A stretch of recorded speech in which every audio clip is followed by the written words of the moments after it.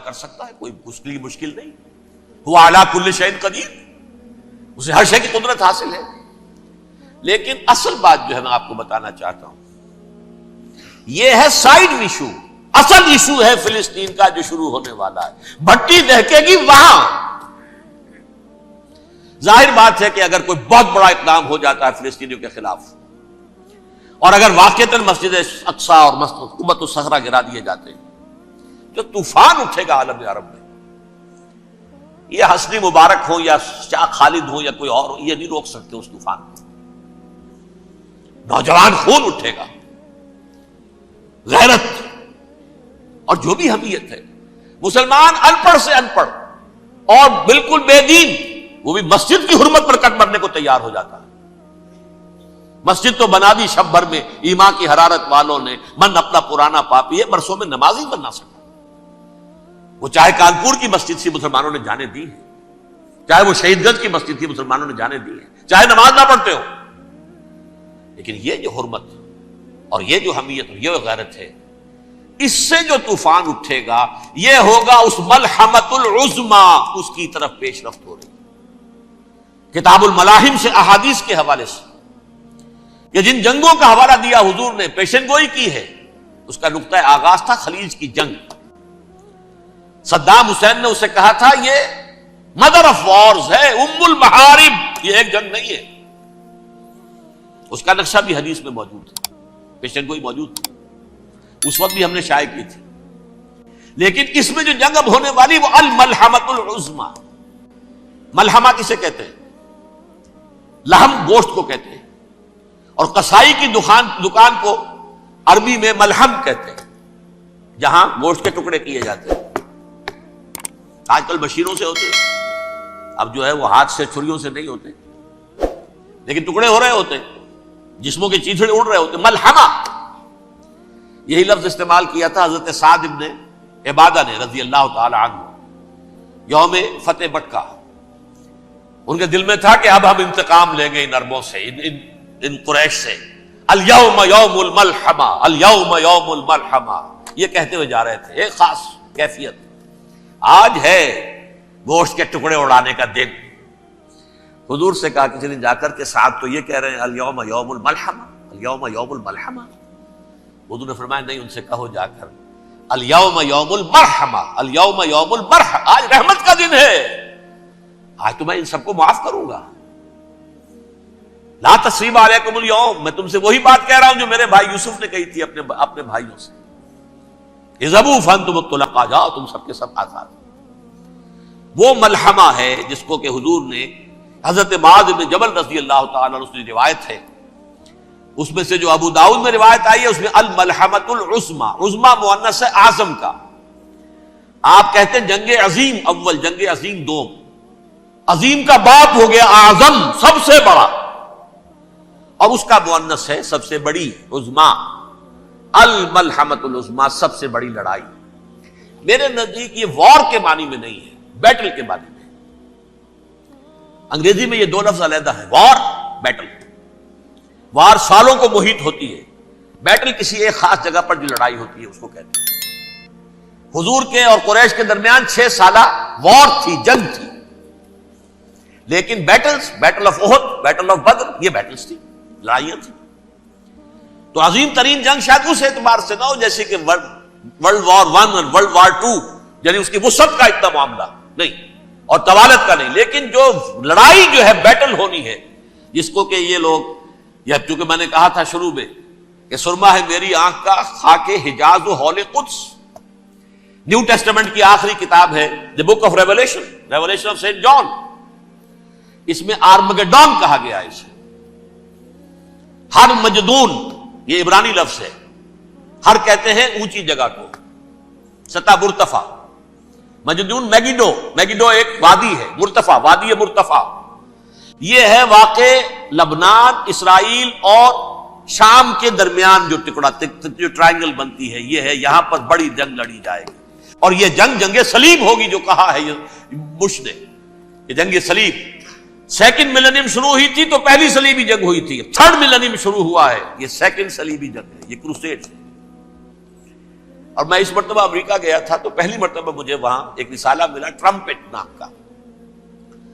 یہ امریکہ کے جو بہت ایکسٹریمسٹ قسم کے پروٹیسٹنٹس ہیں، یہ ان کا رسالہ ہے، اور ان کے بارے میں اب کہا جا رہا ہے وہ کرسچین زائنسٹ ہیں. آپ شاید پہلی مرتبہ یہ لفظ سن رہے ہو. زائنسٹ تو ہم سمجھتے ہیں یہودیوں کو، کرسچین زائنسٹ وہ ہیں جو ہیں تو عیسائی پروٹیسٹنٹس ہیں، لیکن اسرائیل کے وہ حمایتی یہودیوں سے بڑھ کر ہیں. یہ میری کسی پہلی تقریر میں شاید بہت سے حضرات کو یاد آ جائے، میں نے کہا تھا 4 سال پہلے ہمارا تنظیم اسلامی کا ایک کنونشن ہوا تھا ہوسٹن میں، امریکہ کا جنوبی علاقے کا شہر ہے. ایک سیشن اس میں ہم نے رکھا تھا انٹرفیتھ، ایک عیسائی کو بلایا تھا، ایک یہودی بہت بڑا وہاں کا عالم ہے اس کو بلایا تھا. اس یہودی عالم نے ڈاکٹر وشوگراٹ، جو وہاں کی یونیورسٹی میں پروفیسر ایمیریٹس ہے، اس نے کہا تھا کہ یہ اسرائیل کی تو سپورٹ کر رہے ہیں عیسائی، ہم تو نہیں کر رہے. جو پریکٹسنگ یہودی ہیں وہ زیادہ اسرائیل کے حق میں نہیں تھے، یہ تو سن 67 کے بعد انہوں نے اسرائیل کو تسلیم کیا ہے. وہ تو منتظر تھے کہ ہمارا مسیحا آئے گا تو اس کی قیادت میں جنگ کریں گے، جیسے شیعہ منتظر تھے کہ مہدی موعود آئیں گے تو پھر ہم کچھ کریں گے. وہ امام خمینی نے کہا بھائی جب وہ آئیں گے آ جائیں گے، لیکن ہم کچھ راستہ کے لیے. زائنسٹ نے آگے بڑھ کر ریاست قائم کر لی، اور جب یروشلم پر بھی پورا قبضہ کر لیا تب جو ہے در حقیقت مذہبی یہودی جو ہے پھر انہوں نے اپنایا ہے، اون کیا ہے، اور نئے سیٹلمنٹس جو بھی بنے ہیں وہاں پر اسرائیل میں، اس میں اکثر و بیشتر مذہبی یہودی آیا، اور بروکلن کے علاقے سے سب سے بڑھ کر آئے ہیں، جو امریکہ میں نیو یارک کا ایک جنوبی علاقہ ہے، بہت بڑا یہودیوں کا بہت بڑا گڑھ ہے. نیو یارک کو جیو یارک بھی کہا جاتا ہے، وہ تو اصل میں مرکز جو ہے وہ تو یہودیوں کا. اس حوالے سے وہاں پر جو کرسچن زائنسٹ کہلاتے ہیں وہ اسرائیل کے یہودیوں سے بھی بڑھ کر کہیں سپورٹر ہیں. بہرحال اس دوسری صلیبی جنگ کا معاملہ جو میں کہہ رہا تھا، ٹرمپٹ نامی رسالہ، اس کا ایک مضمون ہے دی لاسٹ کروسیڈ. اب یہ آخری کروسیڈ ہے جو شروع ہونے والا ہے. میں تو حیران ہوں کس قدر کھل کے وہ باتیں کرتے ہیں. رومن کیتھولکس کو وہ کہتے ہیں کہ یہ شیطان ہے، یہ پوپ شیطان ہے، یہ یورپ کو اس نے جمع کیا ہے کرسچینٹی کی بنیاد پر، اور اس میں زیادہ تر کیتھولکس ہیں. آپ کو معلوم ہے برطانیہ بڑی مشکل سے شامل ہوا ان کے ساتھ، اس لیے کہ وہ پروٹیسٹنٹ کا سردار تھا، ابھی پوری طرح نہیں ہے. یورپ جو ہے وہ رومن امپائر دوبارہ یہ کھڑی کر رہا ہے، اور در حقیقت یہ جو ہے یہودیوں سے بھی چھیننا چاہتے ہیں اسرائیل کو اور فلسطین کو، اور مسلمانوں سے بھی، اور یہ وہی کروسیڈ جو تھے اربن ثانی کے، اس کی تیاری کر رہے ہیں تاکہ وہاں پر عیسائی حکومت قائم ہو جائے، کیتھولکس کی، پوپ کی حکومت قائم ہو جائے. جیسے ایسٹ تیمور میں تبدیلی، ایسٹ تیمور میں کون سی حکومت بنی ہے؟ Roman Catholic. رومن کیتھولک اسرائیل میں بنے تاکہ یہ سارے مقامات مقدسہ جہاں اسرائیل پیدا ہوئے، بیت حضرت مسیح پیدا ہوا، بیت الحم کہاں ہے؟ وہی ہے کہ نہیں؟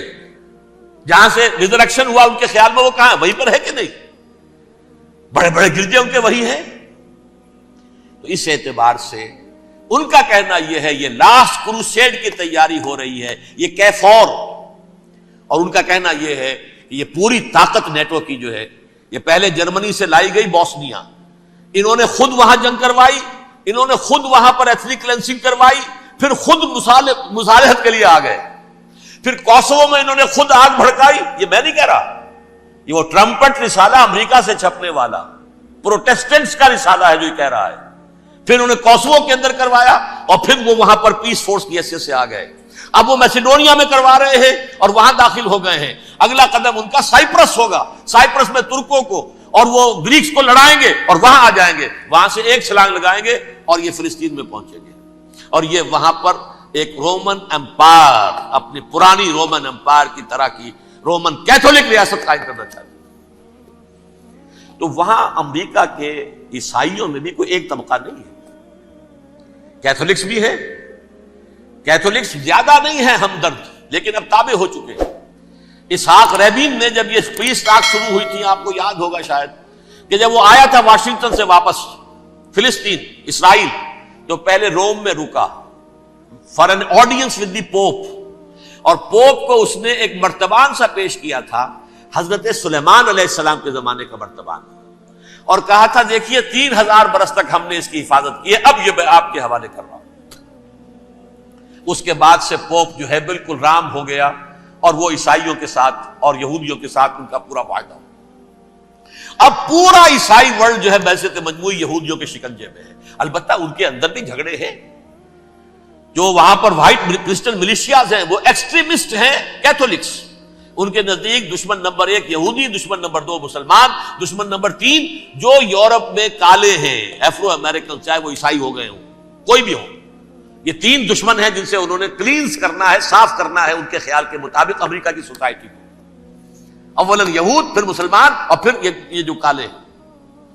لیکن دوسری طرف پروٹیسٹنٹس کے اندر ایکسٹریمسٹ وہ ہیں جنہیں کہا جا رہا ہے یہ کرسچین زائنسٹ ہیں، یہ اسرائیل سے بڑھ کر سپورٹرز ہیں. بہرحال یہ اب جنگ ہوگی، اس کا نتیجہ کیا نکلے گا یہ تو اللہ ہی جانتا ہے. اب میں آخری بات کی طرف آ رہا ہوں. آخری نتیجہ تو جو بھی کچھ اپس اینڈ ڈاؤنز آئیں گے. تلک الایام نداولھا بین الناس. آخری نتیجہ ڈراپ سین وہ یہ ہوگا کہ اللہ کے دین کا بول بالا ہوگا اور پوری دنیا پر محمد کے لائے ہوئے دین صلی اللہ علیہ وسلم کی حکومت قائم ہوگی. وہ گویا قیامت کی تمہید ہوگی، اس کے بعد بس قیامت آئے گی. کیونکہ مقصد کائنات، تخلیق کائنات پورا ہو جائے گا. پوری مخلوقات کے اندر مقصد تخلیق، کلائمیکس آف کریشن محمد الرسول اللہ صلی اللہ علیہ وسلم.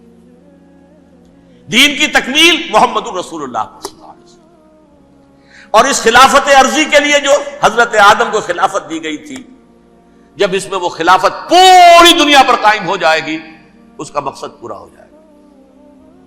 And that will be the beginning of the end. اس کے بعد قیامت ہے. آخری نتیجہ تو یہ نکلنا ہے. اس سے پہلے سزائیں ہمیں بھی مل رہی ہیں. اور یہاں میں کانٹے کی بات جو چھوڑ گیا تھا اس کو بیان کر دوں. اللہ نے اس مغضوب علیہم قوم کو، اس ملعون قوم کو کیوں اب تک چھوٹ دیے رکھی؟ میں بتا چکا ہوں یہ بڑے عذاب کے مستحق ہو چکے تھے حضرت عیسیٰ علیہ السلام کے زمانے میں. چھوٹ دی ہے، ابھی تک ہے. بلکہ ایک مرتبہ ابھارا ہے. 1900 برس کے بعد ابھرے ہیں یہ. بالفور ڈیکلریشن 1917، سن 70 عیسوی کے بعد، تقریباً 1900 برس، 1850 برس تو ہے کم سے کم. پھر creation of Israel 1948، 1967 extension of Israel, یروشلم پر قبضہ. یہ سارا جو ہے کیوں ہے؟ اللہ تعالیٰ اس خیر امت محمد صلی اللہ علیہ وسلم، اس کے بہترین حصے کو سزا ان ملعونوں کے ہاتھوں دے رہا ہے. کیوں؟ جو جرم انہوں نے کیا تھا وہی ہم نے کیا. انہوں نے اللہ کی کتاب کو پیٹھ کے پیچھے پھینکا. نبذ فریق من الذین اوتوا الکتاب کتاب اللہ وراء ظہورہم. ہم نے اپنی پیٹھوں کے پیچھے پھینکا کہ نہیں؟ کولونیل رول سے آزاد ہوئے، کہیں اسلامی قانون نافذ کیا، کہیں اسلامی نظام قائم کیا. تو جو جرم ان کا تھا وہی ہمارا ہے. اور ہم خیر امت ہیں، اور ہمارے میں سے خیر ترین عرب ہیں. ان پر اللہ کا فضل، ان کی مادری زبان میں اللہ کی کتاب موجود ہے. پھر انہوں نے اللہ کے دین کو پیٹھ دکھائی. جو ملک آزاد ہوا کولونیل رول سے، یا اس نے قبلہ کر لیا اپنا ماسکو کی طرف یا کر لیا واشنگٹن کی طرف. کسی نے مکے کو قبلہ بنایا. یہ بدترین سزا ہے. ویل للعرب من شر قد اقترب. اور ترمذی شریف میں تو یہاں تک روایت ہے، من اقتراب الساعۃ ہلاک العرب. قیامت کے قرب کی ایک نشانی یہ بھی ہوگی کہ عرب ہلاک ہو جائے. ایک حدیث میں الفاظ آتے ہیں کہ حضور نے جب کہا یہ ہوگا یہ ہوگا یہ ہوگا، یہ بربادی آئے گی، تو کسی زوجہ محترمہ نام میں بھول رہا ہوں، انہوں نے پوچھا کہ عرب اس دن کہاں ہوں گے؟ فرمایا العرب یومئذ قلیل، بہت کم. آخری خاتمہ ہونا ہے یہود کا حضرت مسیح علیہ السلام کے ہاتھوں. وہ عذاب جو 2000 برس تک ان سے ٹلا رہا وہ آئے گا اور ان کے رسول ہی کے ہاتھوں آئے گا. لیکن اس سے پہلے مسلمانوں پر یہ عذاب آ رہا ہے، ہولوکاسٹ کے درجے کا عذاب آ رہا ہے. البتہ ہم پاکستانی اس میں یوں سمجھ لیجئے کہ وہ تو خبریں موجود ہیں احادیث میں، وہاں تو جو ہونا ہے. اتنے انسان مریں گے کہ ایک پرندہ جو ہے اڑتا چلا جائے گا، وہ نہیں چاہے گا کہ نیچے اترے تو کسی لاش پر اترے، اسے جگہ نہیں ملے گی زمین خالی کر کہیں اتر سکے، تھک ہار کر گرے گا، مرے گا تو بھی لاش کے اوپر گرے گا. یہ الفاظ ہے حضور صلی اللہ علیہ وسلم. الملحمۃ العظمی الملحمۃ الکبریٰ، یہ لاسٹ کروسیڈ. ٹرمپٹ اخبار نے، میں اس کا فوٹو اسٹیٹ بھی کبھی آپ کو دکھا دوں، ویسے میرے ساتھ ہے وہ رسالہ ٹرمپٹ، دی لاسٹ کروسیڈ، اس کی تیاری ہو رہی ہے. وہ الملحمۃ العظمی اور ملحمۃ الکبریٰ جو ہے وہ آنے والی ہے. ابن ماجہ میں کبریٰ کہا ہے، اکبر کا مؤنث کبریٰ.